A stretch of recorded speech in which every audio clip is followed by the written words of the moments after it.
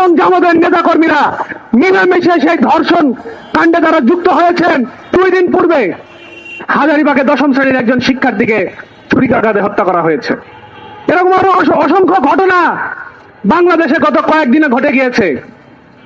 মানুষের প্রতিবাদের কারণে কিছু সামনে এসেছে, আর বাকিগুলো আগেকার মতোই ধামাচাপা, ঘটনার চক্রে ধামাচাপা হয়ে গিয়েছে। হাতিরঝিলের ঘটনার কথা আমরা বলতে চাই। তার পরিবার যখন হাতিরঝিল থানায় গিয়েছে, হাতিরঝিল থানা পুলিশ মামলা নিতে গড়িমসি করেছে। তারপর এলাকাবাসী যখন থানা ঘেরাও করে বিক্ষোভ করেছে, তখন বাধ্য হয়ে হাতিরঝিল থানা পুলিশ তারা সেই মামলাটি নিয়েছে। আজকে এই বাংলাদেশে যখন আমরা গণতান্ত্রিক বাংলাদেশের কথা বলছি, তখন এই গণতান্ত্রিক বাংলাদেশে আমরা এই ধরনের যেই হত্যাকাণ্ড, ধর্ষণ, নিপীড়ন, আমরা সেই সবের বিরোধিতা করছি। আমরা চাই আগামী যে বাংলাদেশ, সেই বাংলাদেশ হবে সকলের জন্য নিরাপদ বাংলাদেশ, সকলের জন্য সমান সুযোগের বাংলাদেশ।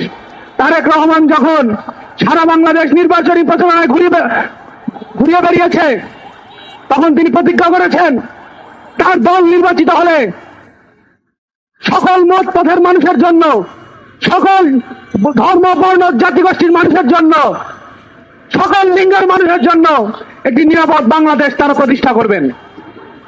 ক্ষমতায় অধিষ্ঠিত হয়েছেন মাত্র 11 দিন হয়েছে। এর মধ্যে দেখছি যে নিপীড়ন, ধর্ষণ, নিপীড়ন, হত্যাকাণ্ডের মতো ঘটনা ঘটে গিয়েছে।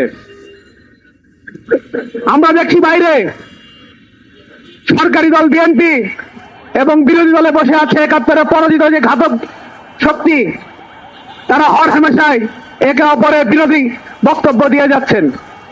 কিন্তু নরসিংদীর ঘটনায় আমরা দেখতে পেয়েছি যে বিএনপি এবং জামাতের নেতা কর্মীরা মিলেমিশে সেই ধর্ষণ কাণ্ডে তারা যুক্ত হয়েছেন এবং ধর্ষণের ঘটনা ধামাচাপা দেওয়ার জন্য তারা চেষ্টা করেছেন। এই জায়গায় তাদের কোন ধরনের মতবিরোধ আমাদের পরিলক্ষিত হয় নাই।